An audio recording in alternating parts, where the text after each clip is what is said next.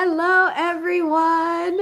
Wow, my computer actually did a little jump because our viewership went from 0 to phew very quickly. So hello, everyone tuning in. Welcome to The Right Crowd 2022. I am extremely excited to showcase some of the independent authors of the Storytellers and Legends Convention, especially because this Right Crowd 2022 is extra special. For those of you that may not know, The Right Crowd is a virtual expo that I created in 2020 because, throughout the pandemic, we were all staying home, shelter in place and things. And that was good for safety and precautions and for all of us staying healthy. But our, human connection was kind of hindered. And for the authors and writers, we weren't able to see the readers. We weren't able to travel, see each other, go to the different events. So The Right Crowd was a really great way that we had some authors tuning in from the UK and California and Texas and all over the world and the country at the same time, meeting with readers and writers. And so I am already seeing hearts and a flood of comments, which is really, really cool. So I'll bring those up in a moment.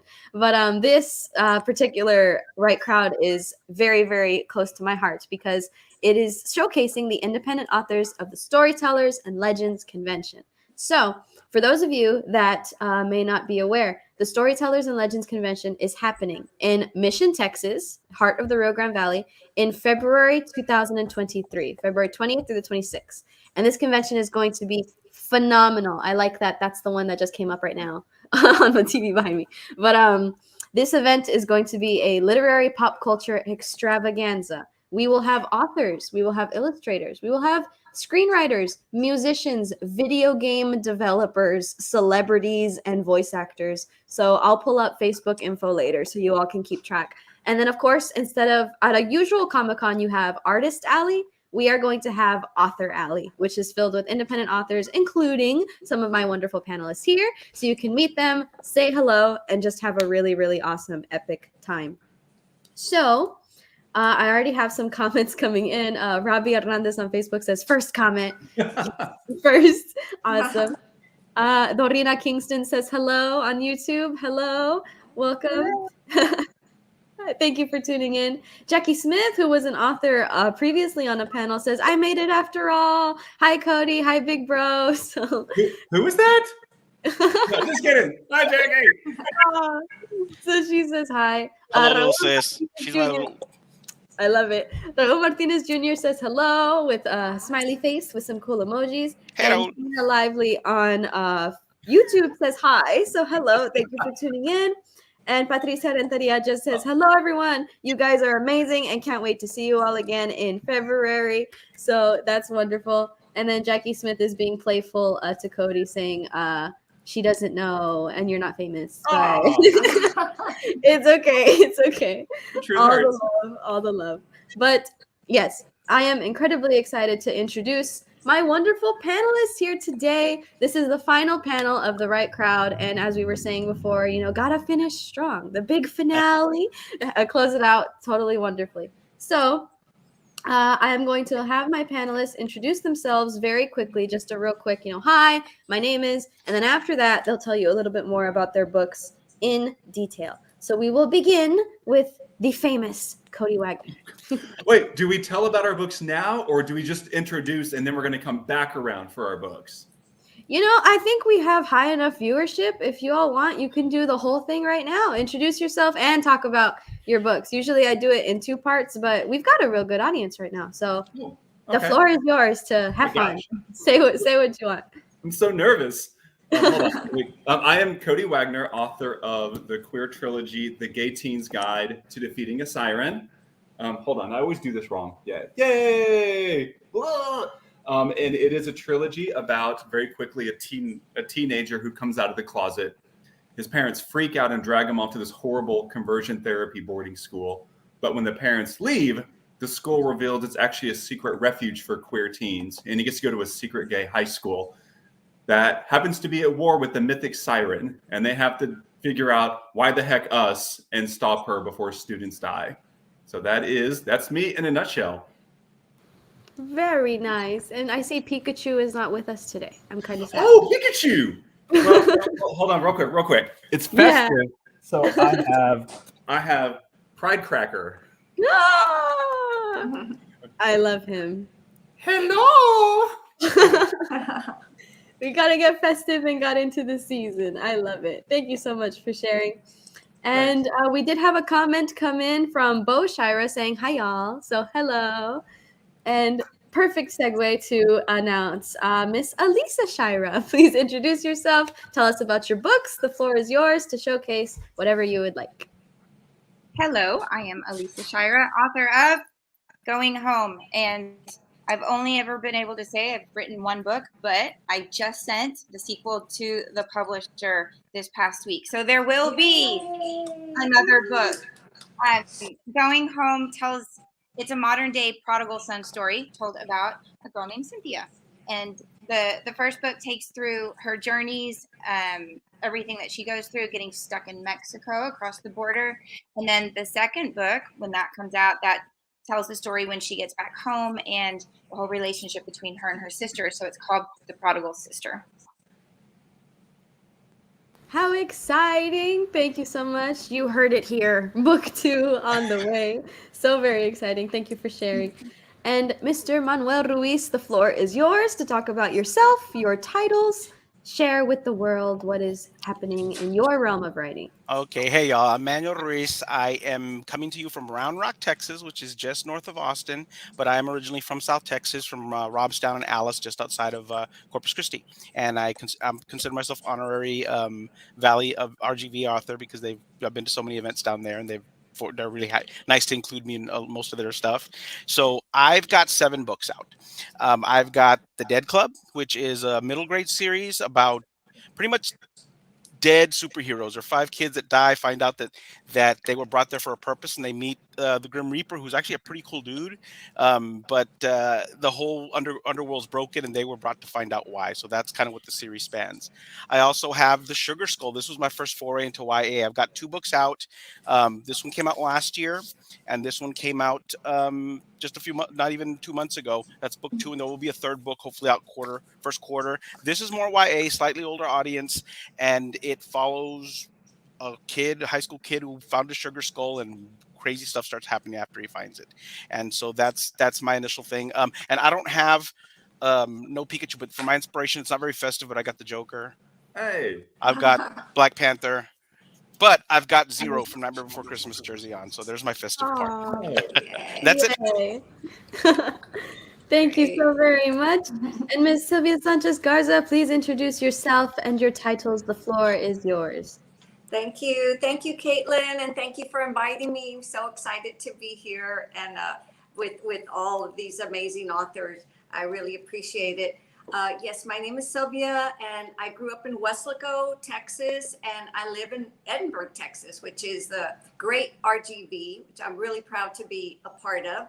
I have, my book is Cascarones, and it's a coming of age novel about growing up here in South Texas, and it's the story of me as a child, comparing it to how my kids are growing up. So it kind of goes back and forth in time. And that one, and then I also have a poetry book that is Awaken, and this was done during the pandemic. So it's stories, poems that came out during the pandemic when I had a lot of, we were all going through a lot of difficult, struggling times, and we still are there. So a lot of poems came out. So those are the books that I have right now. I do have one that I am working on that I am querying, and it is a young adult novel, and I'm hoping to get that published soon. It's titled Ghost Brother. So I'm excited about that. Thank you. Wonderful. Thank you for sharing. So we've got epic existing books and awesome things on the horizon. So super excited, and thank you for sharing. And we had a couple more comments come in. Cody, when you showed your nutcracker, Jackie said, OMG, that's hilarious. And while Alissa was giving her introduction, Dorina Kingston said, woohoo, can't wait. So lots of excitement. And then Jackie Smith also said, KJ is here too. She says, hi, Manny. Hi, I just said hi in sign language, the little bit I know. So hi, KJ. Very nice. So awesome. So I am going to turn the floor over to our pre-written questions. But for anyone watching on Facebook or YouTube Landia, thank you for the hearts. Thank you for the likes. If you all have a question for our panelists, please feel free to comment it, and then our panelists can answer. So this is a novel experience panel talking about novels, talking about, the experience writing and all the other fun stuff that goes into writing and publishing and such. So please feel free to say hello. Feel free to ask questions. And my first question for you all here is a simple one, but it's fun. And it is, where are you tuning in from? So I know I am currently in deep South Texas, Harlingen, Texas, in the Rio Grande Valley. But Mr. Cody Wagner, where are you tuning in from? Hi, real quick, Manny. I am also wearing a Not Mad Before Christmas t-shirt. I love video games, and so I found this Street Fighter mashup of Not Mad Before Christmas, and I had to get it. So, okay. Awesome. Other than that, I'm tuning in from Phoenix, Arizona. Very nice. Thank you. And Miss Alissa Shirah, where are you tuning in from? McAllen, Texas. Woo! And I jumped the gun on this one, but I'm in Round Rock, just north of Austin, Texas. Very nice. And Miss Sylvia, where are you tuning in from? I am in Edinburgh, Texas. Nice. The beautiful RGV. Yes. So we've got Rio Grande Valley representation, we've got Texas representation, and we've got Arizona representation. We love to see it because this is the wonderful part of the Write Crowd where we can all be different places, but we're here, we're connecting with readers and writers, which is so very fun. But as every book begins and as every tale starts, we need origin stories. So where did your journey as a writer/author begin? This could be, how did you start writing? How did you figure out you wanted to publish? What is the start of your journey as a writer and author, beginning with Mr. Cody Wagner? Oh, me again? I'm going in order on the screen, so if you want me to move you all around, let me know. Well, I actually, my love of reading and then writing came because I went to a tiny little private Catholic school, and it was one of those where the library was basically a bookcase with, and it was like Bible, and then at the bottom was a little stack of Nancy Drew books, of all things. And I became obsessed with Nancy Drew, y'all. Like, she was my jam. Her and Bess and George and all their little things. And whenever I got a little older, I was like, they just don't get into enough danger, because I was turning into a teenager. And so I started writing fan fiction for Nancy Drew, and it would be like, she would actually like break her arm. So it was, and for me, I thought it was so edgy, and I thought it was just the most amazing fiction ever written. And that was pretty much how I got my start in writing. And then I kind of just kept going from there. Very nice. Thank you for sharing. And I love the nod to fan fiction, because I feel like a lot of young readers and young writers, they'll write, their versions of Harry Potter or DC or shows that they watch, and they think like, oh, well, I'm not a writer. And it's like, yes, like you're being creative. You're taking and putting your own spin on it, making your own story based on existing. And it's, I love the nod. I love the message. Absolutely. Thank you. Thanks. And Ms. Alissa Shirah, where did your journey as a writer begin? My story is kind of the same as Cody's. I started off just as an avid reader. I read all the time, and I'd catch hold of an author and just read through all. I made a list yesterday. I was thinking about it. In elementary and middle school, I read all of Laura Ingalls Wilder, Madeline Allingley, V.C. Andrews, S.E. Hinton, Beverly Cleary, Judy Blume. And then in high school, I can't even think of. Oh my goodness, I didn't write that one down. It was one of the romance authors. I probably shouldn't have been reading them in high school, but I did. And then I always just wanted to write something. And then for this particular, I would start stories. I would start typing. I would get like a chapter in, and I'm like, this is going nowhere. And then I'd delete the whole thing. And then it was one day in church, the lights. I heard the law. It was a sermon about the prodigal son, and I'm like, is that kind of like fan fiction too? Taking another story? Yeah, is it? I stole the Bible, but that's where my journey kind of it came from, just reading, and then wanting to contribute to that, to contribute so that I can put something out there that other people can read. I love that. Thank you so very much for sharing. And Mr. Manuel Ruiz, how did your journey as a writer/author begin? Well, I was always a big reader from the moment I could read. I went into kindergarten. I told my mom, she tells me the story all the time. The first day I walked or heading to kindergarten, I didn't want to go. And I said, if I don't know how to read by the time I get home, I'm not going back. So I really like stories. So, but when I was about fourth, fifth grade, I don't remember. I went for 2 years, other than 2 years, I went to school in San Antonio. Otherwise, I was in Robstown all the way through. But in the 2 years I lived there, when I was in fourth or fifth grade, we had a contest to write a story, and it was two people writing it. And so me and a buddy of mine, we wrote a sci-fi story, and we made it to the finals, and we were competing with someone else, and it was just to win the school, and it was going to be announced over the intercom, and the principal's going to decide. And it was a tie, so we had a rap battle. No, I'm just kidding. I've told this before, so I wanted to embellish a little bit. It was that was pre-rap. Okay, that was a few years before Michael Jackson. And I was going to say I moonwalked too, and that's how I won it, but no, I didn't learn how to moonwalk till a few years later. Anyway, back to the story. So we won that contest, and after that, I would just write for myself, and I did it all through middle school, high school, read a lot. But when I got to move to Austin, there was a much bigger, the Austin area, there was a much bigger writing community here. I lived in Dallas for 3 years before that, and writing community there. And I went to community college to take a few classes, a few screenwriting classes, little things like that. And at first I was into shorter stories and poetry. And the first thing I ever had published actually was in a publication local to Austin for some poetry I wrote. It was kind of dedicated to my grandfather about being a cotton picker. And so, but the problem is, like, I write too dang much. So I realized I was going to have to be a novelist, because everything I wrote it was too long.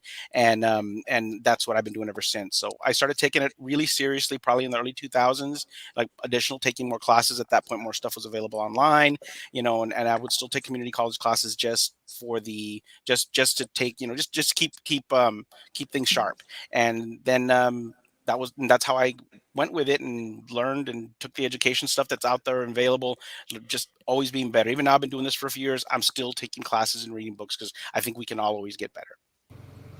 I love that. You can never stop learning. You never hit, full capacity. There's always something more to learn and something more to practice. So thank you so much for sharing. You're welcome.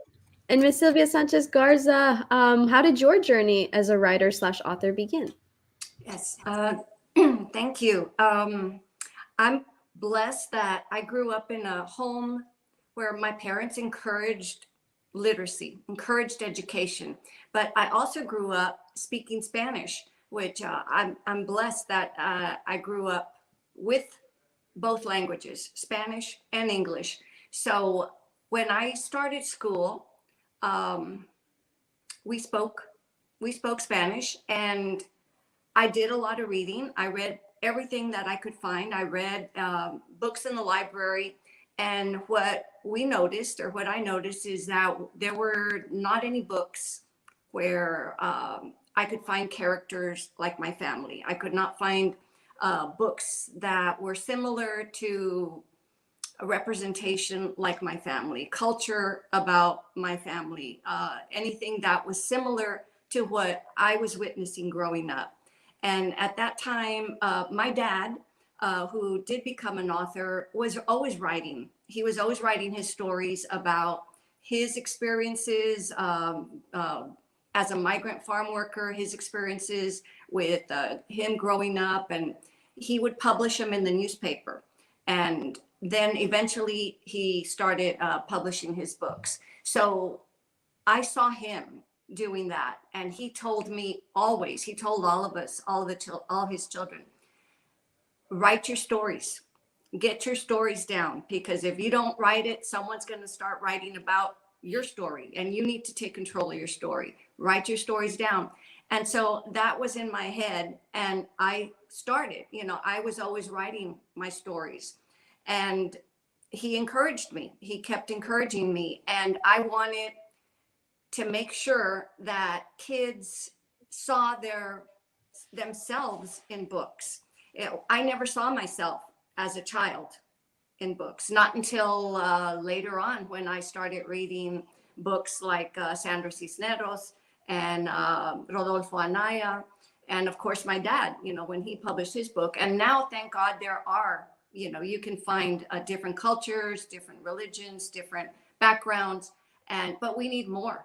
So I'm all about diversity. I'm all about all the representation we can have out there for our kids, because all our kids are different. None of them are the same. And we need to have it all out there. So we all understand that. So we need to get our stories out for the kids. So. I love that, and very, very true, especially to, inspire the students, like you were saying, where, not only will they see themselves in the stories, but they say that's me, I can write something like that too, and then they share theirs, and then it grows and grows and grows and They continues write to their inspire. own story, because my story is not their story, but they have their own story, and they need to share that. That's what my dad always told me. He says, my story's not yours, but you have your own story, and that is what's so important, that we all need to share. Yes, very, very, very true. So thank you for sharing. And again, to anyone on Facebook or YouTube, if you'd like to leave a comment and say hello or ask a question, the panel is open to audience participation as well. So even if you just want to say hi, or if someone says something you like and say, that's cool, and just put a thumbs up, we're happy to say hello and interact. But I think we're getting some spam. Yeah, we are. I took care of it. Who But posted that? I was like, that's not middle grade.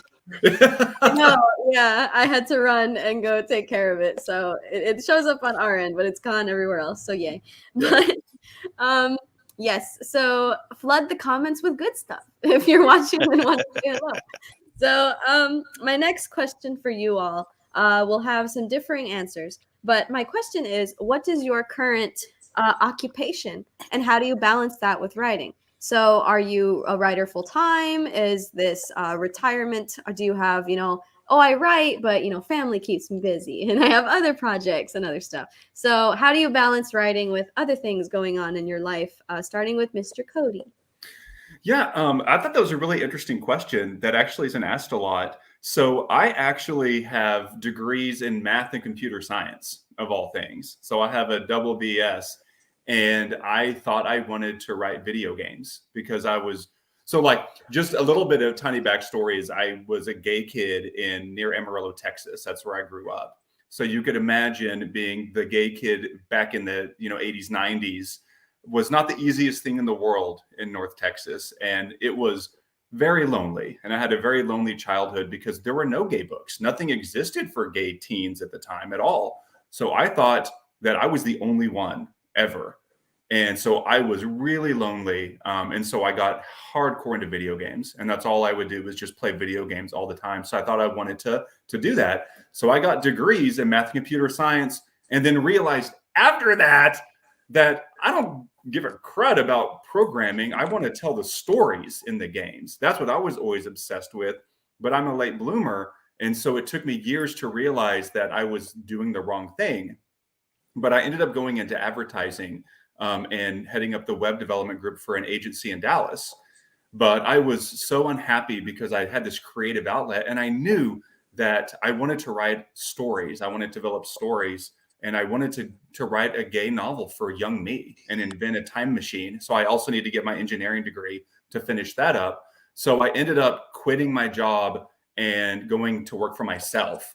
So bringing me to now, I actually work part-time, doing the same thing, building websites for clients using my computer science math degrees, but it affords me the ability to be able to only work 25 hours a week and take care of everything. So because of that, I'm able to write part-time and do everything that I need to on the writing side. So I think it's been a blessing in disguise to kind of afford me a lot of opportunity right now to do what I love without killing myself on the other side.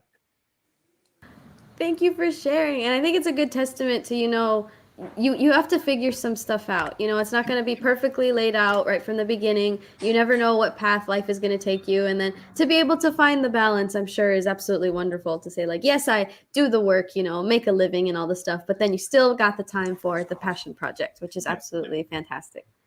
So thank you. And I know when you were speaking earlier, Patricia Rentería commented and said, I love what Sylvia Sánchez Garza said about representation. The Storytellers and Legends Convention will give this opportunity to South Texas students, and she loves that. Yes, Yay. thank you. So It is definitely going to be wonderful that, you know, the closest you can get to an event like this in terms of size is probably Austin. And the fact that we're having a literary convention with the whole Comic-Con aspect in the real Grand Valley for the first time is going to be absolutely amazing. And we had a comment come in on YouTube from Hudson family saying, "Hi, Elizabeth," saying that's from Karma. So, yes, so that's a perfect segue to Miss Alissa Shirah to ask, what is your occupation, or how do you balance writing with other aspects of your life? Balancing writing with my life is incredibly difficult. The first book took me 4 years to write. The second book took me 3 years to write. I have 3 kids. When I started the first book, they were ages 5, 7, 9. Now they're 15, 17, and 19. I teach 6th grade math. So I'm a middle school math teacher, which I love. And hey, everybody who logs in. And then I also play the bassoon in the McAllen Wind Ensemble, and I teach bassoon lessons and writing. I do fit it in there. But it's hard, and it just takes a long time. But I find it's a great I don't know, cathartic activity for me because I get to be by myself and write. So it's hard. It's a hard balance, but well worth it. Thank you. And I love that we are having that STEM representation as well, where you can have, you know, the math and science and all those sort of backgrounds and still be creative, still be writing as well to balance the both, which is fantastic. And you're And giving so, me a perfect segue because my major is math and my minor is computer science. So yay. Cody and I, we've known each other for a while, and we didn't figure that out till a couple of years later that we have almost identical degrees.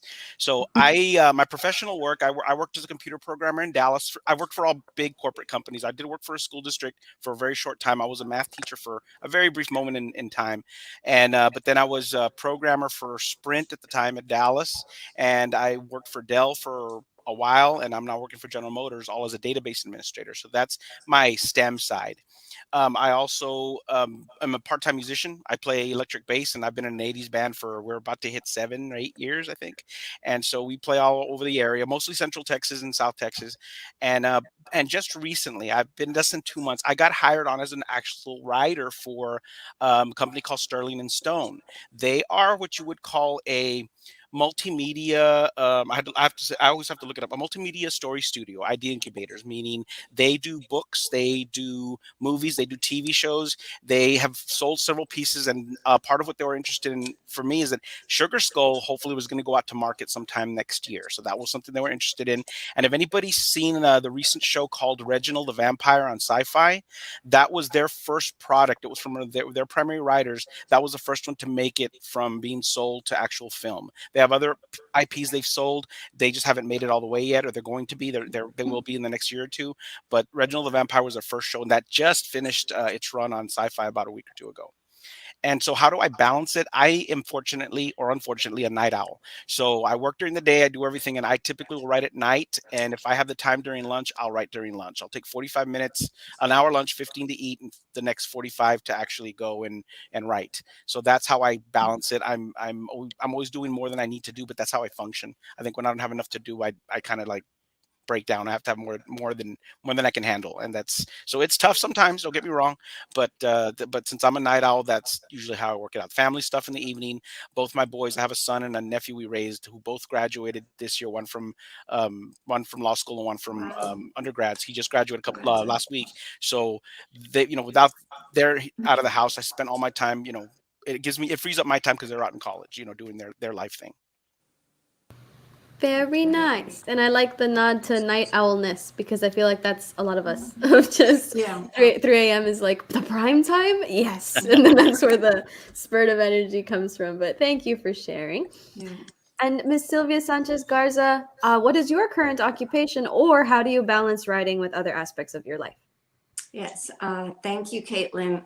Well, I am a former teacher, and I'm always involved in education. I'm a longtime school board member, and I have 4 sons that are all, they've already, well, 2 of them have graduated, 2 are married, And I have 2 granddaughters, 2 grandbabies also. So my family keeps me really busy. But it wasn't until after my sons graduated that I decided to go back to school for my PhD. So after they graduated, I was in school with them, and that's when I was became a PhD. I got my PhD at that time, so I was really excited to be able to achieve that goal for myself. So I was doing that, and like you all said, staying up all night, studying, writing, doing all of that at the same time. So that's, I think, when we work best. But my husband and I own a real estate company, and so we do real estate development also. I'm very involved in the community. Like I said, I'm a longtime school board member, and involved with nonprofits, with our Museum of South Texas History. I believe, those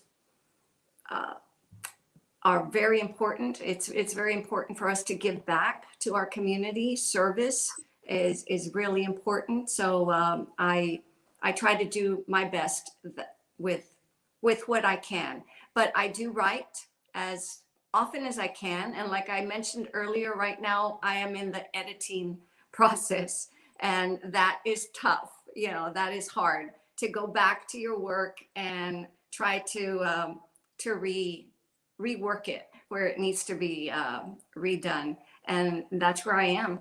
And so that's me. Thank you. Thank you for sharing. And again, to anyone on Facebook or YouTube, I see the hearts, I see the likes. Thank you so very much for tuning in. If you have a question for our panelists, please feel free to ask. If you just want to say hi, feel free to do so as well. And my next question is pertaining to the Storytellers and Legends Convention. So the Storytellers and Legends Convention, I feel like I've said it 10,000 times, but it's just so exciting that it is the Rio Grande Valley's first literary pop culture event. So we're going to have the books for the featured authors, but we're going to have composers, video games, celebrities, and voice actors that I cannot reveal yet, but it is going to be very, very epic. So my question to the panelists here is, have you ever been to a Comic-Con before? And have you ever seen an event quite like this one? So starting with Mr. Cody, have you ever been to a Comic-Con before? Yeah. And have you ever seen anything like this? Yeah, I have. So I've been to Comic-Con, and I've been there. Actually, the first time I went as just for fun, me and my friends, we went as the Golden Girls in drag. And so all my friends were in drag, but I was the cheesecake. And so I had this big table that I was dressed as, and then I had this little fascinator of a cheesecake. And we could not walk 2 steps without having our picture taken. And my knees were bruised and bloody because I would have to jump down and be the table. But it was so much fun. But other than that, Jackie and I know who had some comments. We actually work a lot of Comic-Cons. And so we'll have booths there where we set up and we talk to kids and sell books and stuff like that. So it's kind of a mix. As far as seeing something like this, I've never even heard of anything like this. Like, it's a mix of like schools coming in, but also kind of a Comic-Con. It's like this wonderful hybrid that I really hope, honestly, I kind of hope this like takes off and becomes a thing, because I think that I think the idea is awesome. Thank you. And that makes me very happy because, yes, even though, we go to the Comic-Cons and the dressing up part is always fantastic because you get to see cool spins like that on characters that we love. And we're like, that was so creative and that was so cool. But then also just the books, and having students come. And I hope so, too, that other people see this and are like, let's do that. Like, this is awesome. And then we get to say, well, RGV first literary pop culture. So that's going to be cool. But thank you for sharing. And Miss Alissa, have you ever been to a Comic-Con before, or have you ever seen an event quite like this one? I have never been to a Comic-Con, never been to one. And I am super excited. I cannot wait. I cannot wait to meet all the other authors, the ones from here, the ones coming in, the famous ones. I like famous people. So I'm very, very excited. Never been. I'm excited for you. We will teach you the Comic-Con ways. And I hope the weekend is typically probably when people are going to be dressing up and doing all the fun stuff for the celebrities, for the voice actors. So super, super excited for you to experience that. And Manuel, I've been to 2, but they've been small ones. I've always wanted to go to the one in Dallas. It's Mhm. monster size, but usually I'm doing something with either the band or an author event. But I have gone to a couple of smaller ones, and I have gone as a vendor to Spooky Spectacle. It was kind of like a mix of that. It wasn't quite at the level of a full Comic Con, but it was there. But I have never heard of, like Cody said, of anything like this, and I'm excited in a good way because we don't really know what to expect, and we have our expectations, but the way that the logistics are with people with it lasting a week through the weekend, that's a pretty cool concept. And the fact that so many schools are going to be coming in, and then we have the as yet unknown folks that are going to show up to the actual full Comic-Con, that's just a cool concept, and I hope it sets a nice precedent to happen multiple times after this year. Thank you. And I definitely hope so too. And Miss Sylvia Sánchez Garza, have you ever been to a Comic-Con before? And have you ever seen anything quite like this? Yes, this is so innovative. So I'm really excited to be part of it, and it's really exciting. I have like I mentioned, I have 4 sons, and they are into all of this stuff. So when it first came, I think to McAllen, one of them, they invited my sons who had a band at that time to play. And so they played at one of these Comic-Cons years ago when they had their band, and they go to all of them. So I've gone to some of them with them. I went to one in San Antonio with them because they have that every year in San Antonio. So yeah, I have. They're great. I love to see I don't dress up, but I love to watch all of the other amazing costumes. So it's really neat. I'm excited about this. Very, like I said, innovative, very creative. Thank you so much. And you can dress up this time. Maybe we'll. Yeah, maybe I will. So. Can I go as Cody? That would be I got a epic. Pikachu shirt on order already. You need some Manny. You're gonna need some stilts. I'm gonna be the little brown version of you. Oh my gosh. I was going to say that, yeah, Manny was actually our Blanche in our Golden Girls in drag. But... Oh, I love Blanche. Hey, thank you for being a friend, Cody. You know how it goes. Well played. I love it. I love it so much. And again, to everyone on Facebook and YouTube, thank you for the hearts. Thank you for the likes. If you'd like to ask a question, please feel free to leave a comment. If you'd like to just say hello or say something cool, contribute to the conversation, please feel free to do so. My next question goes back to the writing aspect, and this one can be as long or as short as you'd like it to be. But I'd like to ask, what is the goal or the message of your written works? I know we tend to we tend to write what we like, right? And it's the stories that we want to see. From fan fiction, we write how we wanted it to go and what we think would be cool. But in the stories that you're trying to tell and trying to portray, we've touched on it a little bit. But what is the goal of your work? What message are you trying to get across to the readers? Starting with Mr. Cody. Yeah, it's really interesting because I realized something very recently, and I actually talked about it a little on my panel yesterday, and it just felt really relevant for this, is I realized that I actually write what I need at the time. And so, like I said, for Gay Teens Guide, I realized like young me wanted to come out and desperately needed some kind of support, some friends, like anything that said that I was okay. And I needed that so badly that I wrote that for that need. And my work in progress that I'm doing, my 4th novel right now, actually deals with male body shaming. And I'd realized that and it's in the gay community, there actually is a lot of judgment about body type and a lot of different things. And so I think where I'm at now, I'm writing this because I need this. And so I guess writing for me has turned into, instead of writing for entertainment, I still want to entertain, but I'm addressing a need that I have. And because that evolves over time, that's where my ideas keep coming in. Because I know that my next novel is going to deal with grief. And that's for something that has actually occurred to me in the last year. I've gone through something in the last year very painful. And so now I need this to address that grief. So that's kind of been my journey. Thank you for sharing. And I love that a lot because I feel like it ties into your previous answer where, you know, sometimes we're going through something and we feel like we're the only one because we don't see it represented in the media or the books, or we don't know anyone around us who are going through it. But I'm sure that through these stories and through the books that you put out, there's someone out there who feels like they're the only one, and they'll pick up your book, they'll pick up your story, and they'll realize I'm not. And that connection is there. They help them go through it. And so thank you so very much. I love that a lot, that the connection can be felt through the written word, and it's definitely done with passion. So thank you. And Miss Alissa Shirah, what is the goal or message of your books or written works? Well, you're supposed to write what you know. And my book starts off in Dallas. I'm from Dallas. I lived there for 35 years. And then we moved down here to the Valley. And so part of it takes place down here as well. The main message of Going Home is unconditional love. And it's mainly the unconditional love of your parent. And so I think also just personally, it's what I needed too. I needed my parents to see me. I needed them to love me no matter what. And I want acceptance. I want approval, and just to be seen. And so it's an unconditional love. The message is no matter, and thinking of my own kids, there is absolutely nothing that they could do to make me ever stop loving them. And so that's the message that I want to get across through this book. Beautiful. I love it. Thank you so very much for sharing.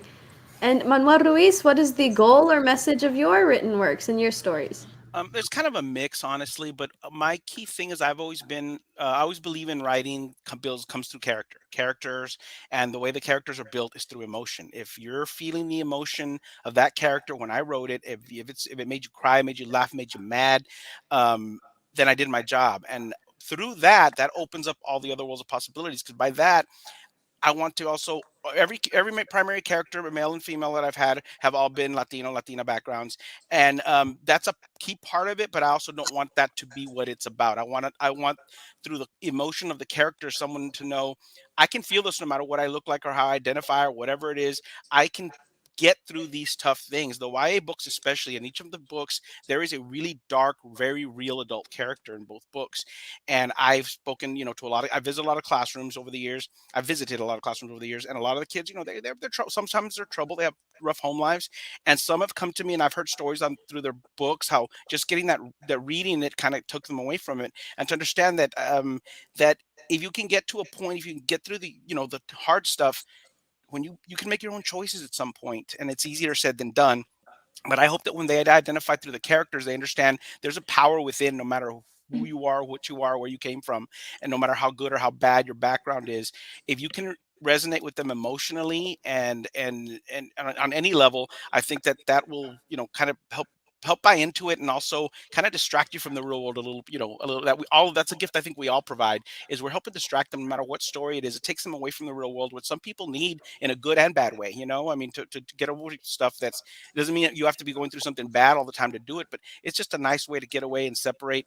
But you have to have that connection, and that's what my main thing is. I want you to connect. I want you to understand the characters and see yourself inside there, whether it's physical or it's emotional or it's the situation. Thank you. I love that. I feel like there's always such quotable moments during these panels, and so now I need a frame that says "There's power within," Manuel Ruiz, of all the fun stuff. So thank you so very much for your sentiments. And Ms. Sylvia Sánchez Garza, what is the goal of your books or your written works? When people read your work, what are you trying to portray and get across? Well, with my book, what's important is that your culture and your background, your family, that is what is important. And it doesn't matter where you come from. It doesn't matter what your background is. It doesn't matter who you are. It is important. Your family, it doesn't matter if it's blood. It doesn't matter if your family, who your family is. It's the people who love you around you, and that is what matters.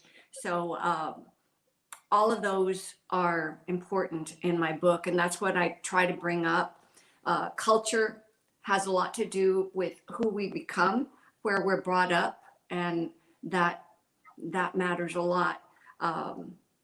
That builds on your traditions, and all of the traditions that we have growing up are different. My traditions, like for example, right now, the holidays, we're all going through similar little traditions that we might have within our family, with our loved ones, with our friends, but they're different. What I experience is different than what each of you are experiencing, but they all matter. They all are important. And that is a message that I want to get across to everyone, because those are important to the individual, to whoever's reading it. And they all, if they get those stories across, they're important to whoever's reading them. So they all matter. Thank you. And I love that a lot, because it's absolutely true. It's important to celebrate, the individual traits and just the diversity, and people are able to learn. If they're not from that culture or not from those traditions, they're able to learn about others. And then if they are from, they get to recognize and feel that connection of like, that's what I do. And that's wonderful. So thank you so much for sharing. And again, to anyone on Facebook or YouTube, I see our numbers. Thank you for tuning in. I see your hearts. I see your likes. And if you'd like to ask a question or say hello, or just simply, say, oh, wow, I agree, or any other notes that you'd like to say, feel free to drop a comment. And my next question, again, can be as long or as short as you'd like. But I'm sure in your time as an author and as a writer, of course, you've all sort of mentioned that you've done different events. The writing process was different for each one of you. But throughout this whole journey, either writing or actually in the process of publishing, or maybe meeting readers and writers, do you have any interesting or close to your heart stories? Maybe an experience with a reader, or that first time, you got the book and you saw your name on the cover, or, anything along this journey. Do you have something close to your heart that you sort of reflect back on and you think it's a good story, maybe a funny story, or just a story to tell, starting with Mr. Cody?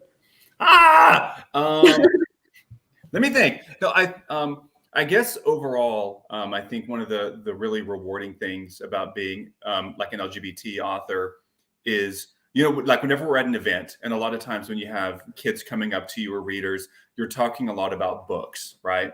But in my circumstance, instead of that, I get a lot of people coming up and I hear their stories instead of talking about books. So I get to hear, the goods and the bads about coming out. And I just remember this one time, because I like whenever like I'm wrong about something, because I don't know, I just like that because it's more of a learning experience. And I was doing an event, and there was this woman who had this really great novel working with me. And this mother and her teenage daughter came through and literally like gave me like the biggest side eye, like, ugh, and then just ignored me and went on to talk to my friend who was writing, I would say straight books, like cis straight books, which were still great. And I was like, okay, homophobic mother-daughter, this has happened before, and so then they bought her books and they left. And like half an hour later, the teenager, she came back by herself, and she was looking around and she was like, I'm so sorry about that. I didn't mean to be rude. I'm actually bisexual. I can't tell my mom because she would disown me if she knew, and she would kick me out. So I couldn't, but I just wanted to say, I'm sorry. And we had just not long, but just like a 10-minute conversation, and I was just talking to her about like believing in herself and loving herself, and finding a support system, and just hearing that, but just learning that sometimes people can behave in a way to protect themselves, and it's not personal, and you can be very wrong about that. But I was really touched, and I really hope, because this event was maybe 4 years ago, that wherever she's at, that she's in a better place. I love that. Thank you for sharing. And it definitely does show that, that the connection is made, whether or not she had, come back to talk to you. And I'm glad that she did. But, just the fact that you were there and present and she could see it, I'm sure that gave some sort of, like, okay, like it helps the situation, even if just a bit. So thank you for sharing. I really appreciate it. Yeah, thank you. Yes. And Miss Alissa, do you have any close to your heart or interesting stories through your time as a writer and author? I do. My story is more through the writing process of the first book, not not so much as after it was published, but it's a project that my dad and I worked on together. I was just writing for fun. I never in a million years thought it would be, you know, a book on a shelf in a store that you could just walk in and buy. But I was just writing, and he's like, well, send it to me. Let me see it. And he just fell in love with it. And he was my, you know, original editor, I guess. So we would talk through it. He would edit. We would bounce ideas back and forth.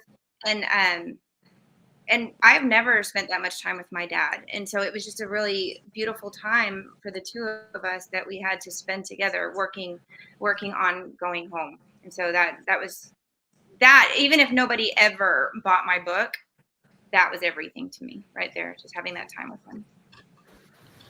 I love that. Thank you so very much for sharing, because the connections are definitely created. Like you said, a lot of times we have these stories from after the publishing process, but sometimes it's, you know, not the destination, the journey, and the things that happen, you know, during it that are mean the world.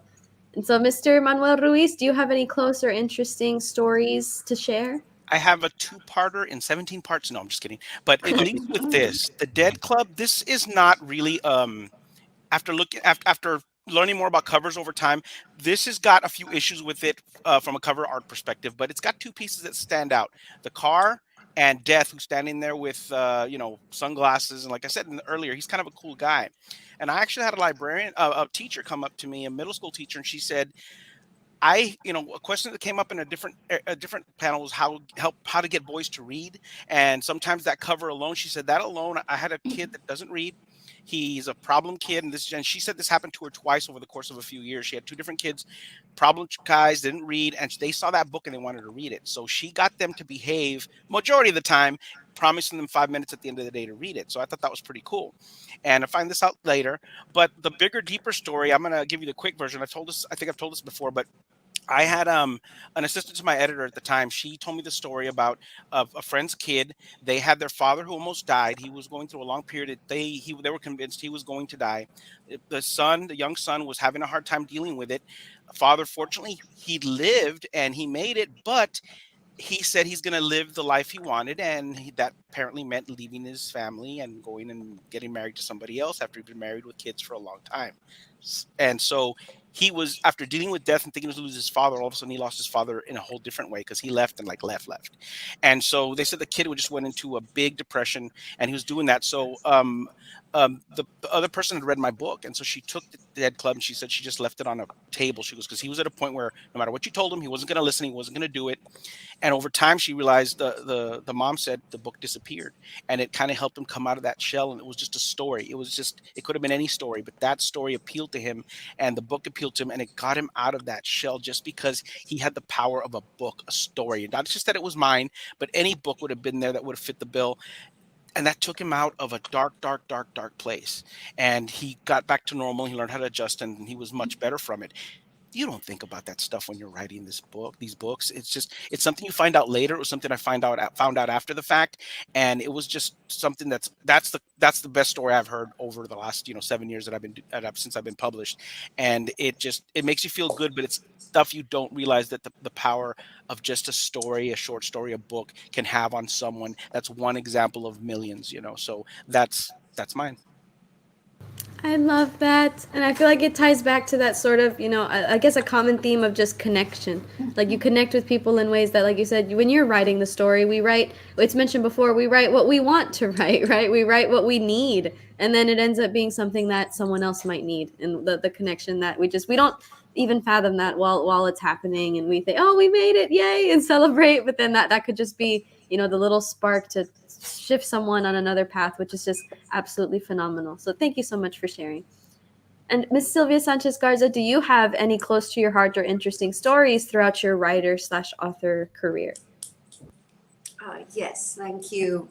I think one of the best parts of writing or being an author is having the opportunity to visit with students. And I just absolutely love going and visiting students. But I remember one of the first times, I guess, that I went to visit with students, and these were very young elementary students. And of course, we live here on the border. So it's our, the RGV. And these were young, maybe first grade, second grade students, and they spoke Spanish. And I was talking to them, and when I mentioned to them when I started school, I spoke Spanish, and they could not believe that, I was like them and I spoke Spanish. So I started speaking to them in Spanish and talking to them about my primas and las tías y los tíos y los, the comida that we would eat, los tamales, y hablando en español. And they were just so excited that I was having conversations with them in Spanish, and they just started asking questions in Spanish, and we connected. And that was just a moment for me that I'm like, wow,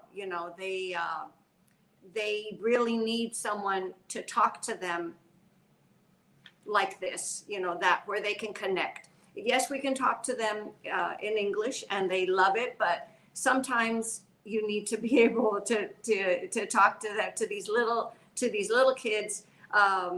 In that moment, they understood the way I was speaking to them in their Tex-Mex language. So that was a moment that I thought, wow, and was able to tell them that they could do anything. They could write, they could become authors if they wanted to. And they were very excited about that. So yeah, I'll never forget that. That was one of the first times that I went to speak to students. Thank you so much. And we got an influx of hearts when you were talking about the Tex-Mex language and sort of, that the being seen, having them be able to make that connection of like, wow, like not only does she write, but she speaks the way I do. She knows what I'm talking about. Like it's a wonderful, wonderful connection.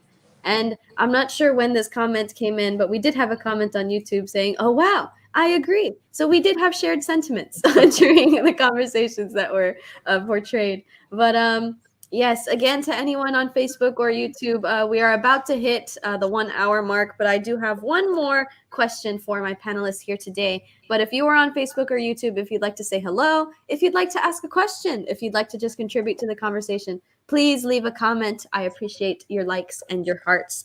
And again, we are going to go back to the Storytellers and Legends Convention and end on a sort of fun question. But we've talked about, your writing process. We talked about where you started. We talked about, stories throughout. We've talked about how you balance writing with other aspects of your life. But a fun one, the Storytellers and Legends Convention is going to be that literary pop culture extravaganza. So are there any works that you are a fan of, whether that be a book series or a movie or television series or comics or literally anything? Because, for a Comic-Con, this is geek culture. It is nerd fanfare, and it's a lot of fun. So when we come say hi to you in February, we already know what to talk about and what merch to bring. So starting with Mr. Cody Wagner, what are some series or works or franchises or whatever that you are a fan of? I am a huge fan of BTS. And I just made that up. That is a lie that I told for Jackie because she has been trying so hard to get me on the BTS train. So I love you, Jackie. I had my number one favorite series of all time, and it's hard because the author has said some really unfortunate things. It's the Harry Potter series, and some of the transphobic stuff she said I vehemently disagree with. But a lot of people in the queer community have come out and said that you still can't take away what the books meant to me. And as I was reading them, they really got me. I love reality, like the real world, but fantasy set in the real world because it feels like it could really happen. And it inspired me in a lot of ways. So while JK can off, the books can stay here. Thank you for that. And oh my gosh, I haven't laughed that hard in a very long time. But and yes, I think it is nice that the stories still exist and the stories still endure. And the fact that they meant something, and just it's wonderful to still make those connections because of course we can love the series, but then when you meet other people who also enjoy it, there's just a special kind of, I think, excitement when you're able to see someone like right now, like, oh, Nightmare Before Christmas, I have Nightmare Before Christmas, and then it's super fun and the sparks fly. So thank you so much. And Miss Alissa, do you have any works that you are a fan of, literary or otherwise? I don't know why I love it, but I love the dystopian series, the Hunger Games, the Maze Runner, Fifth Wave, Divergent, all of that. I don't know why I enjoy reading it so much. I just do. Besides that, I have been a Disney fan my entire life. I've loved Winnie the Pooh since he came out in 1977, I guess. I don't know. But and my family is into Marvel as well. We watched all those movies, and I don't know. Yes, excited. Well, now I know that we can talk about the Maze Runner. I have every single book and every single movie and the special like double feature movie that came out when the first two movies were out. So that's awesome. But thank you so much. And Mr. Manuel Ruiz, what works or franchises are you a fan of, literary or otherwise? So, big Lord of the Rings. Growing up, I was a Spider-Man reader. That was my big Marvel thing. But I'm a diehard DC. In high school, The Dark Knight Returns had a 4-issue or 3-4 issue graphic novel called by Frank Miller, and I collected all 4 of these character things that came out earlier this year just to build this horse. What? Which is a big scene in the book if you've ever read it. So I'm a big Batman guy, and also and Neil Gaiman's The Sandman. I was one of the people that actually collected it. And back in 1988 or early 89, I collected all 75 issues from day one, still have them. And I think that the series did it justice. Of course, it wasn't perfect, but the changes they made were good changes, and I really enjoyed them. So I love that, and I always love to see the DC representation because it's like I got Batman on this side here, but yes, I absolutely yes. So I'm always super happy. Yes, in the Nutcracker, but I'm always super happy to have the DC because I love Marvel. I do, but there's DC. DC's got that special place in my heart from growing up with Teen Titans and Young Justice and all the sidekicks and all the stuff. So Azarath, Metreon, Synthos, yes. Thank you. And Miss Sylvia Sánchez Garza, do you have any works or franchises or series that you are a fan of? Yes, thank you. I love all of the ones that you all have already mentioned. Lord of the Rings was the very first series that I read, and I loved that one. I am a Marvel fan myself, Marvel first, and those are. I love all of those. Of course, my kids, I have 4 sons. I've mentioned that to you. They lure me into all of that. That's Marvel. But I have to mention on Netflix, I've mentioned before, I love the Umbrella Academy. I love Stranger Things. Right now, we just finished watching, my son and I, The Boys. I don't know if you're familiar with that. It's a take on the superheroes. It's a bit graphic, but I love it. I really loved The Boys. And Homelander is he's pretty bad. But yeah, anyway, I like that. Yes, I love it, and I have like the shirt, and I'm trying to find the comics. I always forget to mention Umbrella Academy, but whenever you mention, I'm like, yes, Umbrella Academy. I cannot wait for the next season to come out. Umbrella Academy is just amazing. So good. It's so good. And it's also very divergent from the comics, but in a good way. Yeah, we have the comics on Umbrella Academy. Yeah. That's awesome. And we did have a comment come in from Mr. Raul Martinez Jr. on Facebook saying, you all mentioned Hunger Games and Maze Runner. I still admire the writing styles of both Suzanne Collins and James Dashner.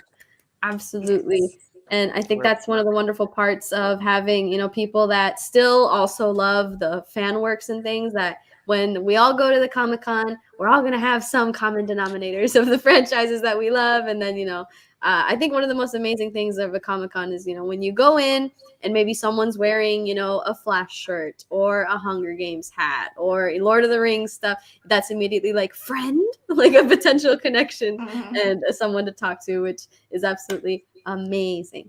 But we are entering the wrap-up stage of this panel. So everyone on Facebook and YouTube, thank you for your likes and your hearts, especially throughout this entire Right Crowd.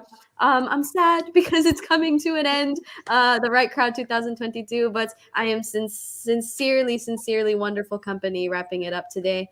Thank you to everyone on YouTube watching, everyone on Facebook watching. Before we go, I will have our panelists bid goodbye and share where we can find them after this. But I do have some awesome promo images to share about Storytellers and Legends Convention. If you have been watching the panels throughout the weekend, you've seen these. If you have not, you are in for a treat because these promo images have not been shared on Facebook yet. The Right Crowd is the first place that they are being seen, and I love the timing because one of them came up behind me. But here I have the Storytellers and Legends Convention. It is the Rio Grande Valley's first literary pop culture experience taking place in Mission, Texas at the Mission Event Center, February 20th through the 26th, 2023. We will have authors, we will have screenwriters, musicians, illustrators, celebrities, voice actors, video games, and more. And I am incredibly excited to be able to drop some of the names of those that will be there, including Mr. R.L. Stein of the Goosebumps series, Dav Pilkey of Captain Underpants and Dogman, Max Bralier of The Last Kids on Earth, Alejandro Ochoa of Esquinkles, the Chioda brothers who created Killer Clowns from Outer Space, John Massari who composed the music for Killer Clowns from Outer Space, as well as Tab Murphy who wrote movies such as Tarzan, Brother Bear, The Hunchback of Notre Dame, Atlantis. So it's going to be epic to where we'll have yes, it's going to be fantastic. We're going to have featured guest lineup. We will have musicians, and I wish I could share some of the amazing things coming up because it's going to blow your mind. We're not only utilizing the convention center, we're actually having to expand to fill in all the amazing things that we're going to have. But to keep up with everything that'll be there and everything that will be available, including ticket sales, other awesome announcements, please check out the Storytellers and Legends Convention Facebook page. The URL for that is facebook.com/StorytellersLegendsCon. And I know I am incredibly excited to be able to keep up with the celebrity announcements. Some voice actors are coming for all of you anime fans out there. It's going to be really fun. Wow. So it's going to be a fantastic literary Comic-Con, which I mean, I feel like growing up, of course, loved the reading. And then entering teenager to now love the Comic-Con, love the geek culture. And now together in one place is like, this is going to be the best, most fantastic thing. And we did just get a comment on YouTube from Carmen Zumaya saying, Miss Shira, Leo says hi. So... So thank you again to everyone on Facebook and YouTube tuning in and saying hello. It is now for our panelists' time to bid goodbye. But this is the floor for you all to give some final closing remarks. And where can we find you all after this? Starting with Mr. Cody Wagner. You can find my books if you could just go to Amazon and just type my name or the books. It's the first thing that comes up if you're interested. You can find me and my goofiness on Instagram and TikTok. You can search for @Wagner.writer. My TikTok is brand new and it is dumb. So please go find it and follow and look at my idiocy.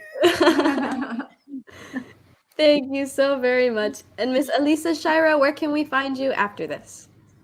You can find me on Facebook also and on Amazon and Barnes & Noble. And Katelynn, I just want to say thank you so much for having me back again. It's been a lot of fun. Of course. Thank you for taking time out of your Sunday afternoon to be here and talk all things literary and a little bit geekiness. But it's always so much fun. And Mr. Manuel Ruiz, where can we find you after this? You can find me actually on my name here. It's Manuel Ruiz, the number 3, my name fully spelled out, the number 3.com. And you can log on there. You can actually download a bunch of free books there if you log in. I've got stuff I give away, including a full novel, Lobo Coronado and the Legacy of the Wolf is actually on there. Wow. And then I'm also on Facebook and I'm on Instagram. And I like to pretend like I'm in Gotham, but I'm not really there. And that's about it. Awesome. Thank you so much. And Miss Sylvia Sánchez Garza, where can we find you after this? Yes, I do have a website, sylviasanchezgarza.com. And then I do have the Twitter, Instagram, and Facebook is at Sylvia SG4. And I'm really excited about our upcoming event. Katelynn, thank you so much for having us. This has been really, really awesome. Thank you. Thank you so very much for joining. And again, one last big thank you to everyone who tuned into The Right Crowd this weekend. Yesterday was so much fun. Today, I'm super happy to wrap it up with you all. And more is coming soon. So again, the Storytellers and Legends Convention is happening February 20th through 26th, 2023. If you'd like to meet Cody, Alissa, Manuel, and Sylvia, come on down in Mission, Texas. It's going to be fantastic. And I cannot stress enough just how much amazing, fantastic geek culture is going to be present on top of the literary event. This is absolutely a passion project. It's being created by book geeks for book geeks. So, you know, there's that little special sprinkle of love and tender and care that is going into this. And please keep up on the Facebook because we are going to have so many amazing things yet to be announced. But once the new year hits, we're almost there, 2 months away. So it is going to be lots of extra special fun. But thank you to my lovely panelists for spending your Sunday with me. And I cannot wait to see you all soon. It's going to be so very much fun. Thank you for putting this together, Caitlin. Great job. Yes. Of course. Awesome. Thank you, Katelynn. Like always. Bye. Thank you, Katelynn. Thank you.